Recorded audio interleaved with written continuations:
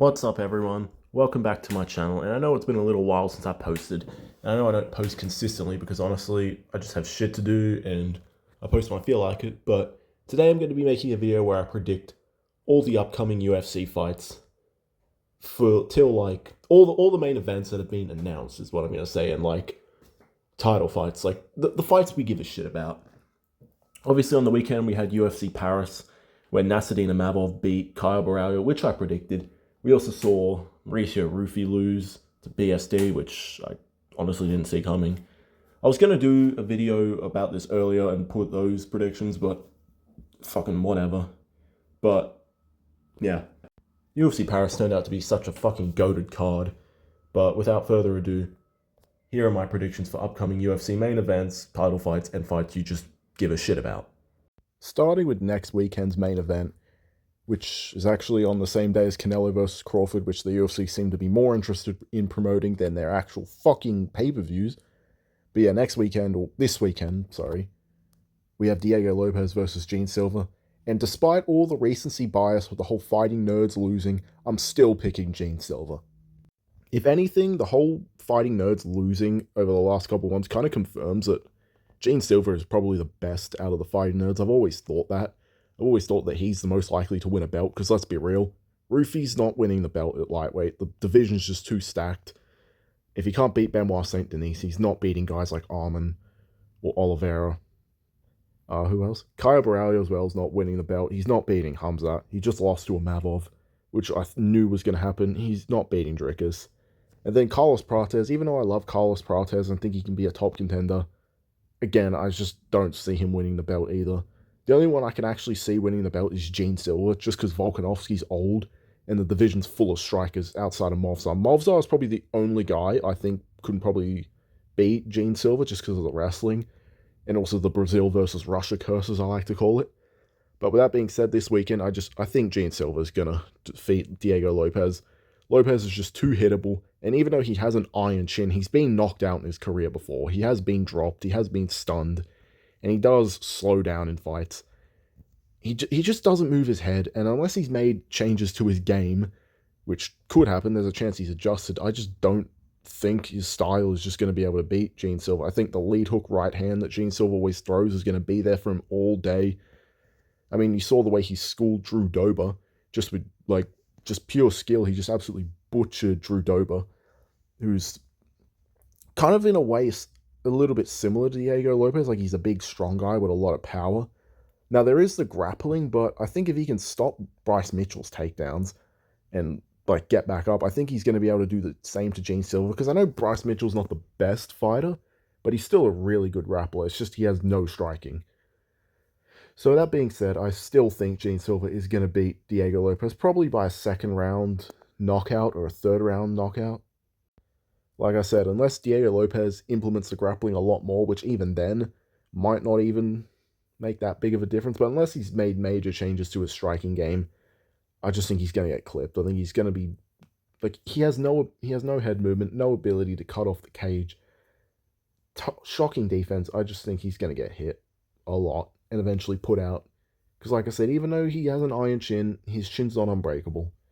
So my pick is Gene Silva by second round KO.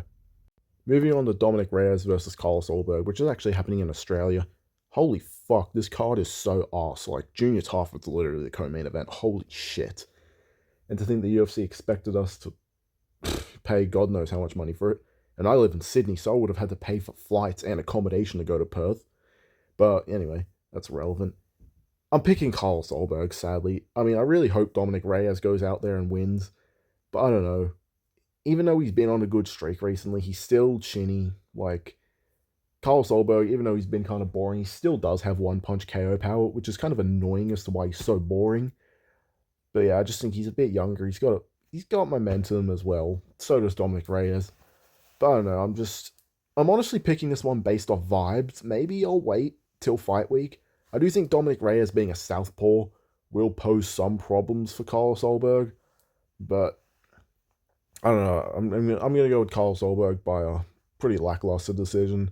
I think it's going to be typical Carlos Ulberg, just jabs and low kicks. I really hope Dominic Reyes wins this one, but yeah. I'm going to pick Carl Solberg by, I'm going to say 48-47 decision. Next, we have Merab versus Corey Sandhagen. And come on, is anyone actually picking Corey Sandhagen? The only way you could pick him is by fluke flying knee or a fluke triangle like the one he got on TJ Dillashaw but didn't even finish. But yeah, I'm going with Merab to win. I'm going to say by decision. I do think Sandhagen can make it to the final bell. Like, I do think part of the reason O'Malley got submitted is Merab had already fought him and kind of probably already knew what he was going to do. So it was easier for him to find a finish. But I think Sandhagen's going to be able to make it to the final horn. I don't think he's going to get a lot done, though. I think maybe he'll win a round with just like his, outside foot battle and, using the beakers and test tubes, as Lucas Tracy would say. But yeah, I just think Merab's going to run him over. I could see it being similar to Kai Kara France versus Pantoja, maybe just like going to decision. But yeah, the only reason Sandhagen's even getting this title shot is because, let's be real, there's no one else and Merab wants to stay active.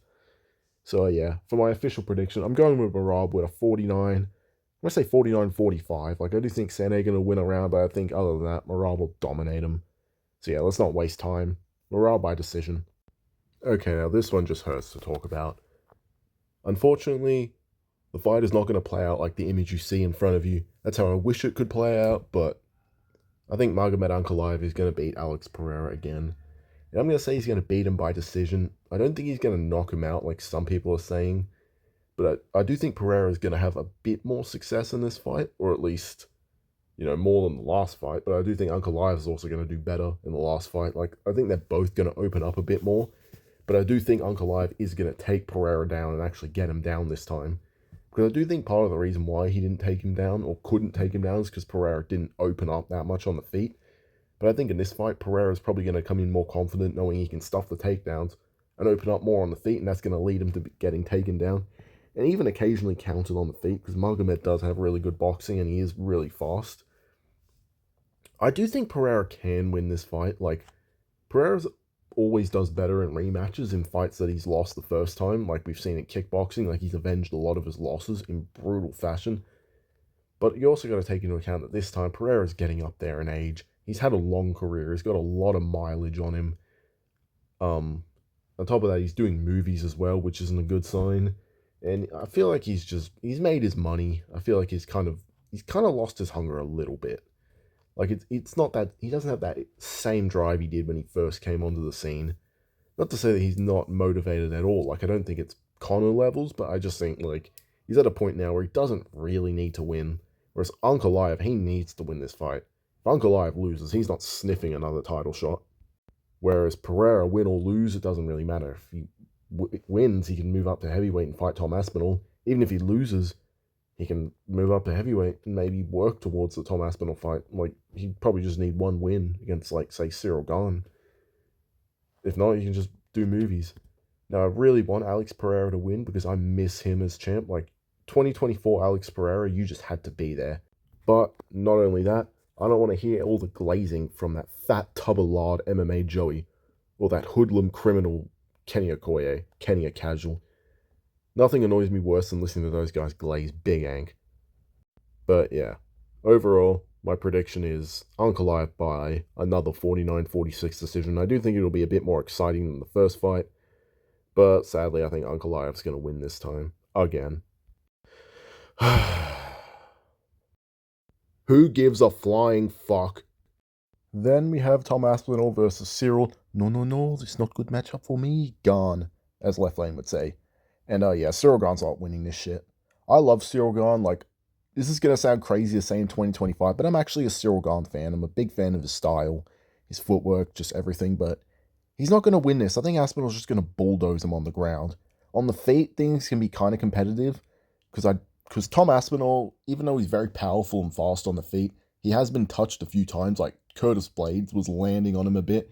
I think if plotty-ass Curtis Blades can land on him, I think Cyril Gane can definitely land on him and have success with the jab especially, and even with the low kicks and maybe even the left hand or right hand, depending what stance he's in, and even some of the body shots. But I just think as soon as Aspinall takes it to the ground, he's just going to fold Cyril Gane up like a pretzel, like what he did to Volkov. Like, that's how I see this fight playing out.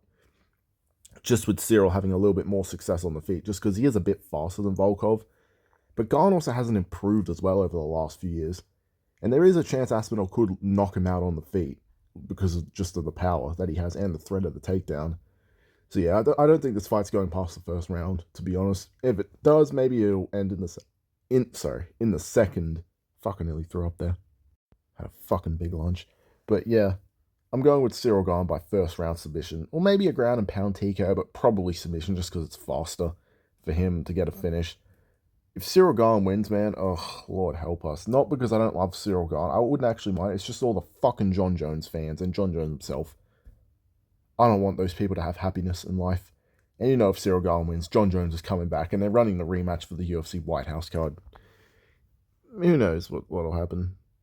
Even if Aspinall wins, Jones might still come back if they give him enough money, but who knows. But anyway, this isn't about that. But yeah, I'm going with Tom Aspinall by first round submission. Easy money. Next, at UFC 322, 322, right? Yeah. At MSG, we've got Leon Edwards, bruv, I'll sleep with bruv, versus Carlos Prates, CP, and yeah. Carlos Prates is going to fucking murder Leon Edwards. I don't care. I know all these nerds are going, but actually, Leon's a champion. Leon has more experience. Leon can wrestle, or whatever the fuck their nerd argument is. No, Carlos Prates is going to fucking nuke Leon Edwards' chin, and we're going to have a great CP watching session. We will be watching CP on November 16th or 17th or whatever the fuck the date is. Yeah, I don't want to hear your nerd arguments for why Leon can win. Carlos Prates is nuking this motherfucker's chin and getting rid of Leon Edwards once and for all. Leon Edwards is about to become the RDA of welterweight. Wait, RDA did fight at welterweight. He's going to become the new RDA, or the new Andrei Arlovsky. So yeah, bye-bye Leon. Carlos Prates time. Also on the same card, we have Valentina Shevchenko versus Zhang Weili, and holy shit, the UFC did it. They put together a female fight where I'm not going to get up and go to the bathroom while it's on. Good shit, UFC.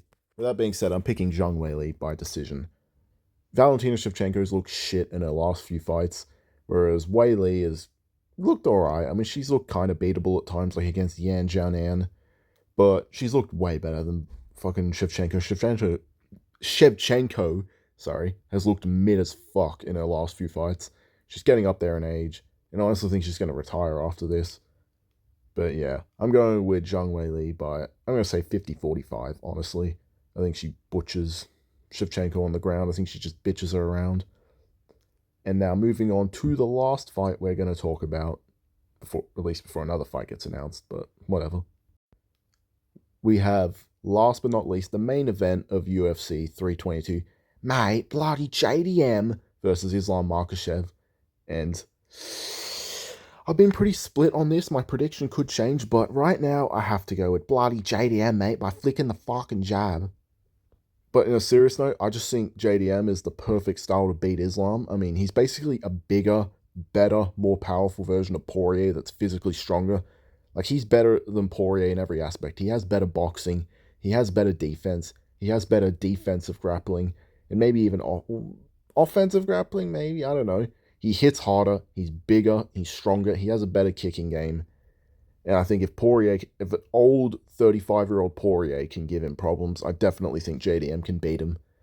Now, there is a chance Islam catches him in a sub, like on a scramble. Like, we have seen JDM nearly get submitted by some random Dagestani in a scramble a couple years ago, but then again, that was a couple of years ago, and he has had more time to improve. Not to mention, I don't know, I just think it's his time, you know? I don't know how I don't know how Islam's going to be able to handle JDM pressuring him. Yep. And just, fuck, I'm just yapping at this point. But no, the way I think Bilal was like the perfect warm-up fight for him, because I know Islam is a better Bilal, but JDM beat the fuck out of him, and people act like that fight was way closer than it was. I can't believe that fat fucking tub of lard MMA Joey thinks Bilal won, and that fucking criminal that belongs in the hood, Kenny Okoye, thinks that Bilal won. Like, how? JDM literally busted his fucking lip open, stuffed all of his takedowns, and it's not because Bilal didn't wrestle, but because JDM stopped him from wrestling. He stuffed all his takedowns, was threatening him by changing levels, and kept him from wrestling. And I feel like he can do the same to Islam. I do think Islam will get him down at a few points, but I do think JDM can stay safe or get back up and hurt him. I don't know if it's going to be a TKO or a knockout from JDM. I mean, sorry, a TKO or decision. Like, I'm kind of umming and ahhing between, but if I had to pick one, you know what? I'm going to go by fucking TKO, mate. I think JDM will piece up Islam's. Sorry, I'm fucking losing it. Yeah, I think JDM will piece up Islam to the body. He'll start landing upstairs. He'll, work the kicks a little bit. He'll completely outstrike him and pressure him on the feet. And yeah, I think he's just going to, like, crumble him. I think he's going to hurt him to the body, force Islam to back up, and then just put him away. I don't think he's going to go out cold, but I do think it's just going to be too much for him. Then Islam will be forced back down to lightweight to fight Ilia Topuria. Yikes. I mean, there is a world where Islam wins. I mean, I could change my pick as the fight gets closer. I also think it's ludicrous that Islam's like a minus 200 favorite. Like, show me the money. If those are the odds, fucking bet the house on JDM. But anyway, that'll do it for today. Please like, subscribe, comment, join the Marlin Army. I'm going to try, keyword try, to be more consistent because I know I don't post that often because I'm busy. But please join the army if you're new to this channel. I promise I'm not like these other MMA YouTubers who just try and be contrarians, like that fat tub of lard MMA Joey, or even like dumbass Kenny Okoye. So yes, join the Marlin Army. Please like, subscribe, join the army. Fuck, I just said that. Comment, share the video around to other people you know, all your friends and family and hookups and whatever. And yeah, I'll see you cunts when I feel like posting again, because there are no pay-per-views this month. So I'll have to make some shit up. Bye-bye.